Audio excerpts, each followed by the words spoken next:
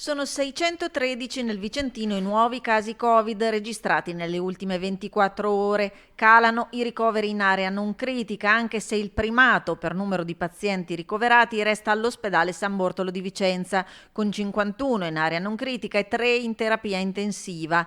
Intanto continua la campagna vaccinale che vede nel territorio dell'ULSS 8 coperto l'81,7% della popolazione con ciclo completo e il 63,6% con la dose booster.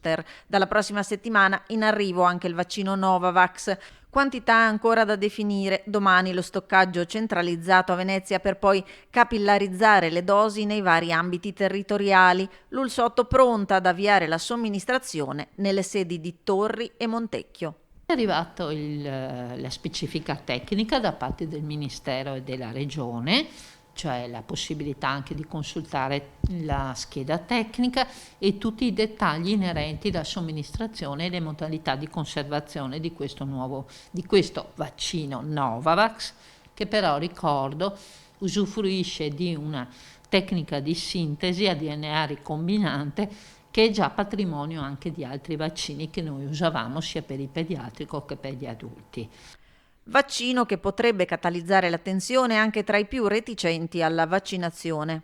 Qualche attenzione c'è e l'abbiamo colta anche da qualche mail di utente che ci ha chiesto delle spiegazioni, che era interessato. Sarà rivolto esclusivamente utilizzato per il ciclo primario, quindi non è possibile utilizzare il Novavax per la dose booster. Sgombriamo già, questo non ha avuto l'approvazione delle autorità approvatorie e quindi può essere indirizzato a chi non ha mai usufruito della vaccinazione e vuole intraprendere un ciclo primario.